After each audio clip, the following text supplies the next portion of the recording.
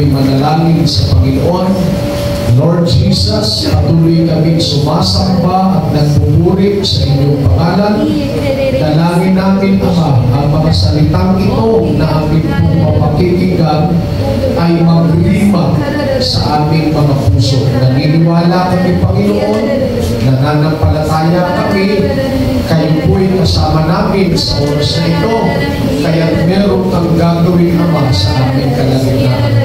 Thank you, Lord, sa iyo ang lahat ng pagsamba at pagpapasalamat sa pangalan ng aming Panginoon sa Kristo. Ang lahat ay magsabing Amen.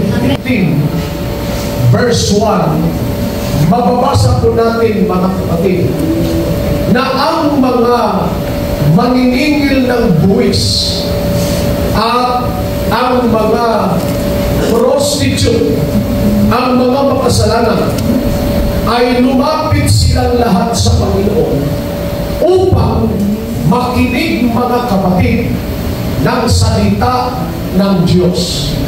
Now we know, kapag binanggit po sa Bible ang mga maniningil ng buwis at mga prostitute, sila yaong mga taong mga makasalanan.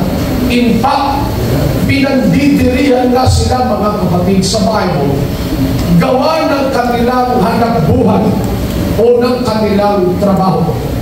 Kaya, nang ang mga ito'y nagsilapit sa Panginoon at nangapakinig sa pagtuturo ng Panginoong Jesucristo, ang sabi ng Bible, dyan sa verse 2, kung babasahin natin, sige po, at ang mga Fariseo at gayon din ng mga eskriba ay nagulong-bulungan na nagsasabi, tinatanggap ng taong ito ang mga makasalanan at sumasalo sa kanila. Praise God! Napataas ng kilay ang mga Fariseo at ang mga eskriba. Why? Sapagkat sabi nila, kung banal ang taong ito, tinutukoy nila si Kristo, kung banal ang taong ito, bakit niya tinatanggap ang mga makasalanan ito at nakikisalo pa siya sa pagkain nila? Para bagang sinasabi ng mga Fariseo at eskriba, di sana'y hindi siya nakikihalubilo sa mga makasalanan ito, sapagkat siya'y banal at ito'y mga marurumi. Sapagkat ito ng Panginoon, mga kapatid, ng laman ng pag-iisip nila, sapagkat sinasabi din ng Bible, talos at alam ng Diyos ang iniisip ng mga tao. At dahil ito'y naintindihan ng Panginoon, yung kanilang pagbubulong-bulungan, kaya't ang ginawa ng Panginoon ay nagsaysay ng talinghaga. Nagsaysay siya ng parabola. At ang sabi, mga kapatid, ng verse 4, tingnan natin ang talata ng Bible. Luke chapter 15, verse 4, kayo. Talintaw sa inyo na kung mayroong 100 tupa at mawala ang isa sa mga yaon, ay hindi iiwan ang 99 sa ilang at hahanapin ang nawala hanggang sa ito'y kanyang masumpungan. Praise God! Nirebuke sila ng Panginoon sa pamamagitan ng pagsasaysay niya ng talinghaga o ng parabola. Sabi ng Panginoon, sinong tao sa inyo ang may 100 tupa at mawalan siya ng isa, o hindi ba iiwan niya ang 99 at hahanapin yaong nawala hanggang sa ito'y kanyang masumpungan? Matapos, mga kapatid, nating basahin ang versikulong ito. Now, ano po ang inyong napansin sa talata ng Biblia? Ano ang ibig kong sabihin, Pastor? Kasi po, may isang lalaki na may 100 tupa at nawalan siya ng 1 tupa. Na bakit ko binibigyan ng ganyan? Sapagkat, kung babasahin natin ang John chapter 10 verse 4, kaya ko pinapuna sa inyo yung word na yun, sapagkat sa John chapter 10 verse 4, basahin din natin, Pagka nailabas na niya ang lahat ng sariling kanya, ay pinangungunahan niya sila. At nagsisisunod sa kanya ang mga tupa, sapagkat nakikilala nila ang kanyang tinig. Ang tanong ko ito, paano nawala yung isang tupa? Yaman din lamang, meron silang pastol na nag-guide sa kanila. At ang sabi pa nga ng Bible, itong mga tupang ito'y sumusunod sa kanya at sapagkat kilala ng tupa ang tinig ng kanyang pastol. Ang tanong ko'y, paano nawala ang isang tupang ito yabang meron siyang pastol na nagpapastol sa kanya at siya'y pinapangunahan niya? Paano nawala yung isang tupang ito? Merong naglilid, mga kapatid. Merong pastol na umaalalay sa kanya. Now, did you know that a sheep are easily distracted by lust or green grass or other enticing sight? Mapapanaag natin kahit merong pastol na nag-guide sa mga tupang ito. Alam niyo po bang ang tupa ay madaling matangay o mahikayat, mga kapatid, kapag siya'y nakakakita ng luntiang damo. Kaya kahit merong pastor na naglilid o gumagay sa kanya, hindi po imposible na ang isang tupang ito'y maihiwalay sa kalipunan ng mga tupa, sapagkat madali na po siyang mahikayat kapag ang tupa'y nakakakita ng mga luntiang damo.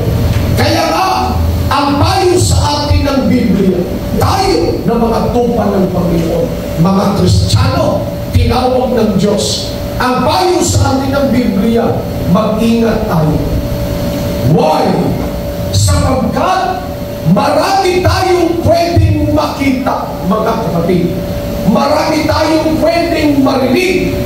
Pwede tayong dayain ng kaaway, especially sa panahon natin ito.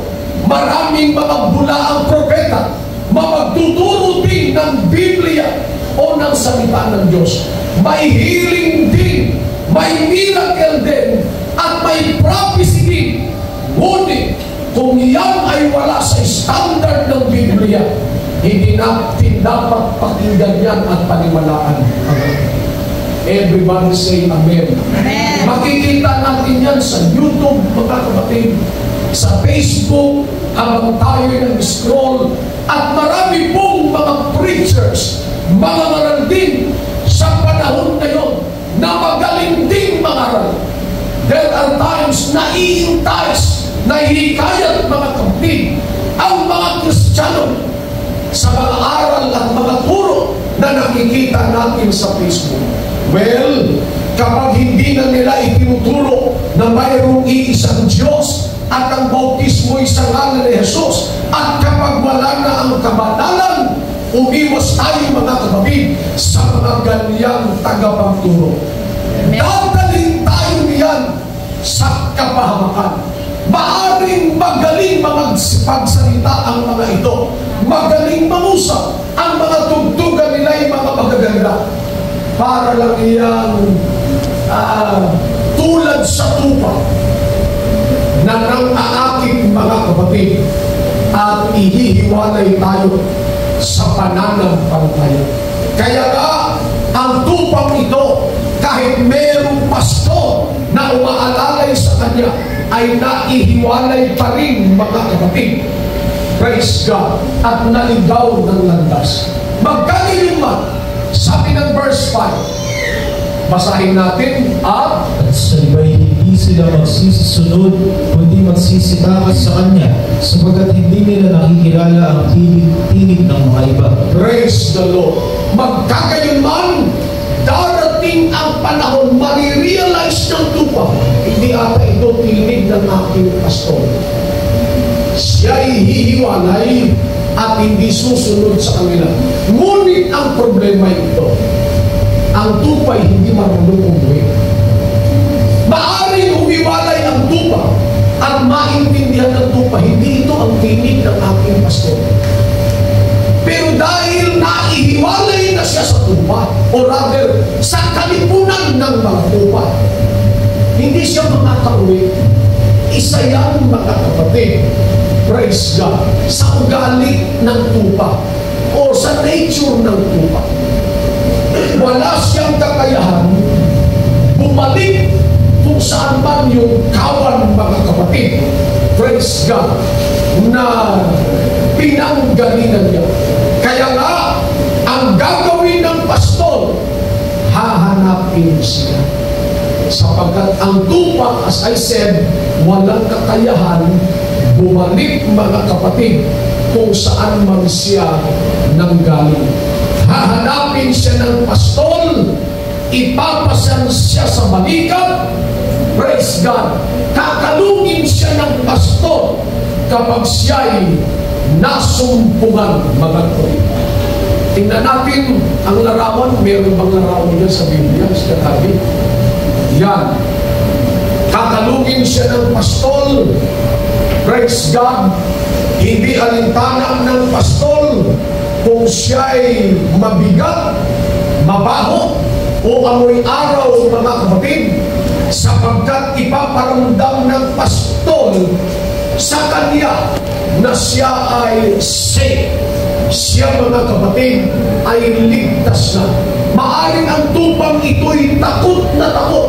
Kaya nga, ang paanyaya ng Panginoon sa atin ngayon, sa Matthew chapter 11 verse 28, kindly, magsiparito sa akin kayong lahat na nangapapagal, mga bibigat ang lubha, at kayo'y aking papahinga. Yun ang, mga kapatid, paanyaya ng Panginoon sa atin. Kung ang sino man ay naliligaw, ang sabi ng Panginoon, pumarito kayo sa akin. O kayong napapagal at nabibigat ang lupa, at kayo'y bibigyan ko ng kapahingahan. Ayon sa Biblia, pinapasan nga rin ng Diyos yan araw-araw.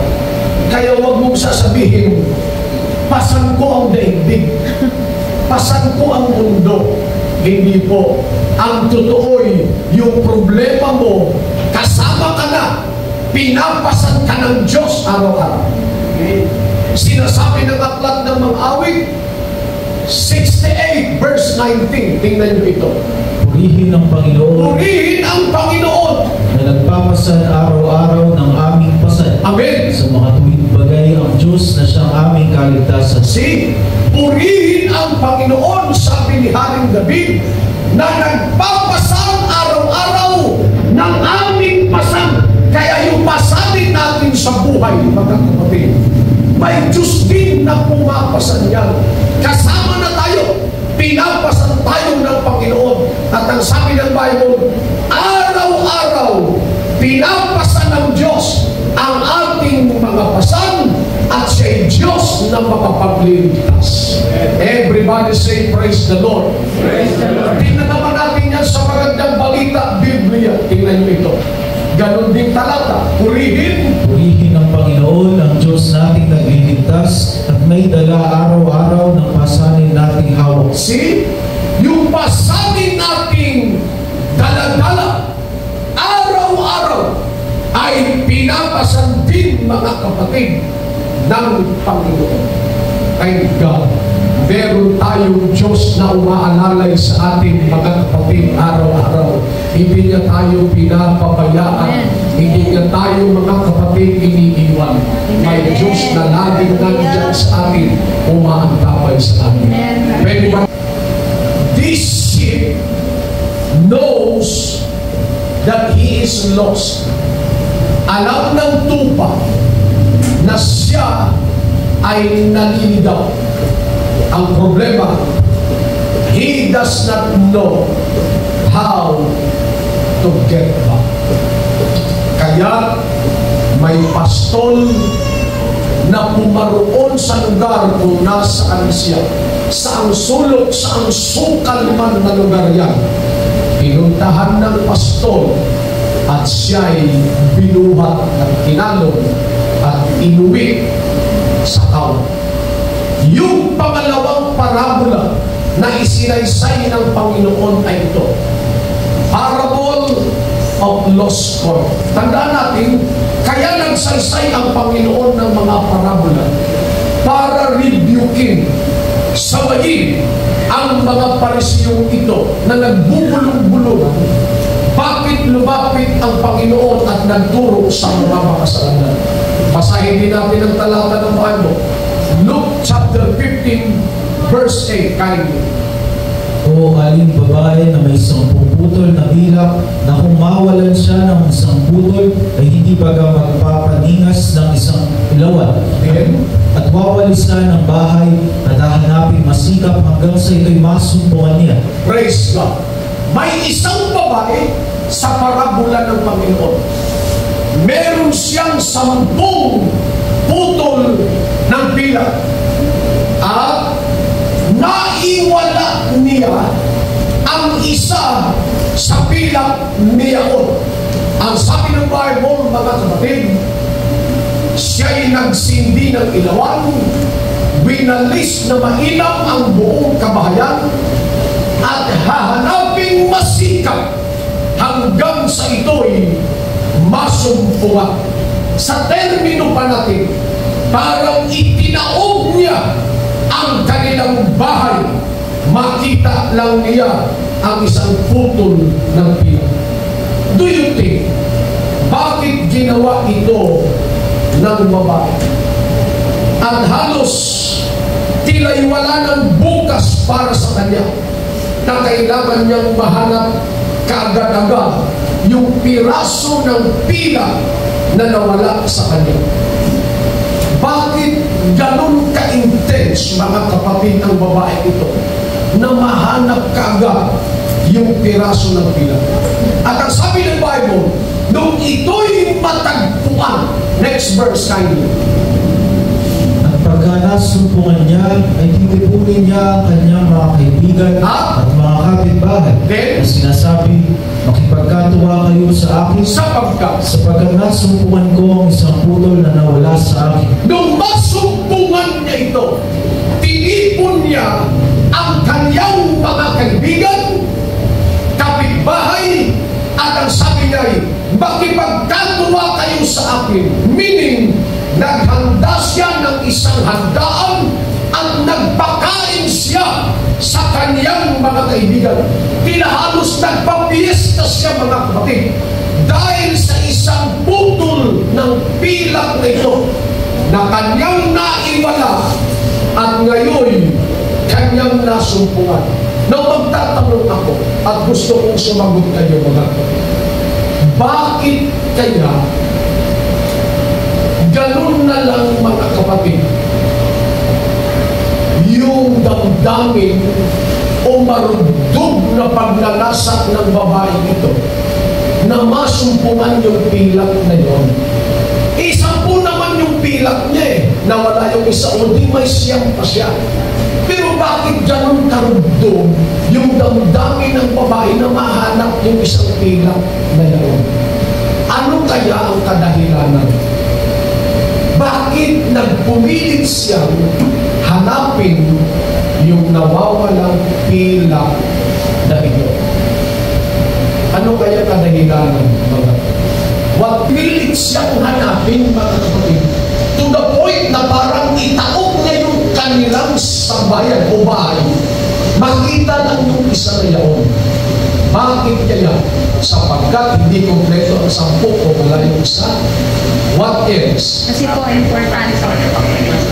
Sapagkat importante sa kanya yung isang pilak na yun. Right? Importante ang bawat pilak sa kanya. Importante ang bawat pilak sa kanya, mga kapatid. Good. Yes, sister, ang babae ito na mahanap yung nag-iisang salapi. Pwede ba natin balikan yung larawan, Sister Ate? Yan. Sa Hudyo at sa Griego, karaniwan ang isang babae ay binibigyan ng kanyang asawa ng pampersonal na kayamanan sa pamamagitan ng barya o alahas. Meaning, yung 10 coins na yon or pila na yon, galing yun sa kanyang napangasawa o mister. Ibinigay sa kanya ito. Itong 10 pilak na ito o drachma or dowry. Alam natin yung dowry, ano po? Ay bahagi ng isang pangulong palamuti sa noo na isinusuot ng bagong kasal. Sa Hudyo yan at sa Grego. Para itong bride headdress. Isinusuot sa ulo yan. Na nakasabit yung mga barya na yun o yung coins na yun o yung pilak na yun. Na kapag nawala ang isa sa 10 barya, ito'y hindi lamang pagkawala ng pera. Hindi lang. Ito'y katumbas ng pagkawala ng dangal. Yun yung rason. Kaya, kahit anong mangyari, kailangan mahanap niya ito by hook or by crook, mga kapatid. Ito'y katumbas ng dangal. Meron itong sentimental value. Alaala ito ng kanilang kasal.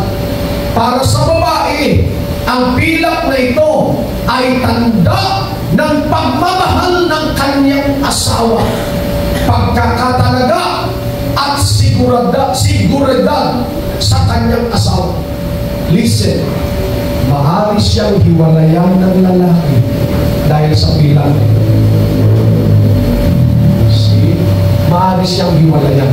Kaya, by all means, kailangan mahanap niya ito, mga kapatid. Kaya nga, napansin niyo po, nung masumpungan niya yung isang pilak na yaon, nagpapiesta siya. Nagpakain siya. Ano ang nakasalalay dito? Yung marriage nila nakasalalay, mga kapatid. Maraming Kristiyano, ganito rin. Yung unang pag-ibig nila sa Lord, hindi nila napapansin na iwaglit na nila. Naiwala na nila. Yung init nila noon sa pananalangin, wala na. Itinataas pa lang ang kamay noon, nararamdaman na kaagad ang presence ng Lord. Marinig mo pa lang ang mga awitin sa Diyos, napipil mo na kaagad ang presence ng Lord. Ayaw lumiban sa pagsamba, at yung faith mo noon, napakainit, hindi tulad ngayon. Maraming Kristiyano, tulad ng babaeng ito, hindi napansin na iwaglit na niya yung pilak na bigay sa kanya ng Panginoon, which is yung love na ibinigay sa kanya ng Panginoon. Kaya, anuman ang mangyari, hanapin natin yung first love na yun kung saan man natin nangilaglag. Yung dating init natin sa Panginoon, hanapin natin uli, mga kapatid, sapagkat hindi pwedeng maging dapat tayo sa Diyos hanggat hindi natin makikita yung first love na yun na nangilaglag natin. Sinasabi ng Apokalipsis, Kapitulo 3, 4 hanggang 5, tingnan nyo ito. Ngunit mayroon kang ilang pangalan sa Sardis na hindi mga dumi ng kanilang mga damit, at sila'y kasama kong magsisilakad na may mga damit na maputi, sapagkat sila'y karapat-dapat. Then, chapter 2 ata yung Sister Abby, chapter 2 verse 5, basahin natin doon, mali yung nasa screen natin. Chapter 2 verse 5 ng Apokalipsis. Mayroon akong laban sa iyo. Yan ang sabi ng Panginoon. Meron akong laban sa iyo. Ano yun? Na iyong iniwan ang iyong unang pag-ibig. Sapagkat naiwanan mo ang iyong unang pag-ibig. And then, kaya kaya't alalahanin mo kung saan ka nahulog at magsisi ka at gawin mo ang iyong mga unang gawa. O kung hindi, ay paririyan ako sa iyo at aalisin ko ang iyong kandelero sa kanyang kinalalagyan, maliban na magsisi ka. Praise the Lord. O sabi ng Lord, okay yung mga gawa mo noon. Okay yung mga pagtatapat mo noon. Sabi ng Lord, mga kapatid sa Ephesian Church, pero may laban sa iyo. Sabi ng Panginoon, sapagkat naiwanan mo ang iyong unang pag-ibig. Kaya, alalahanin mo kung saan mo nahulog, gaya ng babaeng ito. Naiwaglit, naiwala niya mga kapatid, nang hindi niya nalalaman yung isang butol ng pila na nakasabit sa kanyang noo. Kaya ang sabi ng Panginoon, hanapin mo, alalahanin mo kung saan mo ito naibulog. Magsisi ka at gawin mo yung ginagawa mo ng una. Some are unaware that they are even lost. Yung pila, yung unang pag-ibig na tagan nila noon, hindi na nila hawak na. Ikatlo, mga kapatid, parable of lost son. Lost sheep, lost coin, lost son. Alam na natin ang istorya ng prodigal son. Siguro hindi na natin babasahin o isa-summarize na lang natin ito, mga kapatid. Kinuha ng bunsong anak ang kanyang mana. Siya'y nagpakalayo-layo at ginawa niya yung mga nasa ng kaniyang puso. Nabuhay, mga kapatid, ang anak na ito malayo sa presensya ng Ama, sa masamang uri ng pamuhay, at inubos niya lahat ng mana na mayroon siya. Sinasabi din ng Biblia, nagkaroon ng tagutom sa lugar na kanyang pinuntahan. Namasukan siya ng trabaho. Ang problema ito, wala siyang alam na trabaho. Laki, mga kapatid, sa yaman eh. Maraming mga alipin at utusan. Kaya wala siyang alam na trabaho. Nag-apply ng trabaho, ng hanap buhay, walang tumanggap sa kanya. At meron siyang nasumpungang trabaho, pagpakain ng baboy. You know what? Ang aso at baboy sa Israel ay siyang pinakamaruming hayop, mga. Pero namasukan siyang tagapagpakain ng baboy, yung pinakamasama at pinakamaruming uri ng hanap buhay, yun ang kanyang napasukan. Tandaan natin, pag malayo na tayo sa presensya ng Panginoon, yung pinakamasaklap na uri ng buhay, yun ang mangyayari sa atin. Sa gutom niya ay halos kanin niya na rin ang pagkain ng baboy. At pagkakain, nakapag-isip siya. Marami kaming katulong sa bahay. Labis-labis ang kanilang pagkain. Ngunit ako, halos mamatay sa gutom.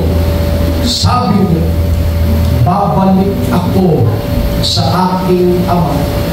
Hihingi ako ng tawad at siya'y nagpasyang bumalik, mga. Now, basahin natin yung Luke chapter 15 verse 20. At siya'y nagtindig at pumaroon sa kanyang ama. Datapot samantalang nasa malayo pa siya, ay natanawan na siya ng kanyang ama at nagdalang habag at tumakbo at niyakap siya sa leeg at siya'y hinagkat. Praise the Lord. Malayo pa lamang itong prodigal son na ito. Natanaw na siya ng ama. Sinalubong siya ng ama ng patakbo, niyakap at hinalikan. Ang tanong ko ito, ano ang pagkakaiba ng parable ng prodigal son, parable ng lost coin, parable ng lost sheep. Ano ang pagkakaiba sa parabolang ito doon sa dalawang parabolang binanggit natin kanina? Ano pagkaiba ng parable of lost son sa parable ng lost sheep at lost coin? Lost son, hindi hinanap. Pero nawala. Hindi siya hinanap. Nawala. You know what? May pera naman si tatay. May kayamanan naman si ama. Pero hindi siya hinanap. Praise God. Anong ginawa ng ama? Hinintay lang siya. Ano ang ibig sabihin? Because He knows how to get back. I pray to God na magrima ang Lord sa puso natin ngayong umaga. Yung totoong sa Diyos, babalik yun. Amen. At hahanapin niya muli ang daan papunta sa presensya ng Panginoon. Minsan, sumasama ang loob natin, hindi ko ba? Especially kung meron tayong pinapalo up na brother, pinapalo up na sister, pero nung ipalo up natin sila, dinidma lang tayo. Meron nga akong pinalo up mga kapatid na brother, alam niyo, sabi sa akin, huwag mo na akong follow up, pastor. Okay na ako dito. Huwag mo na akong puntahan. Alam niyo mga kapatid, napahiya talaga ako. Kasi sinabi sa akin mo, huwag mo na akong puntahan. Okay na ako dito, pastor.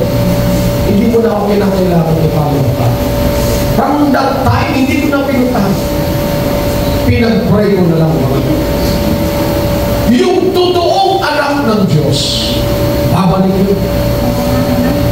Maaring hintayin siya ng Ama doon sa gate kung saan sila naghiwalay ng Ama.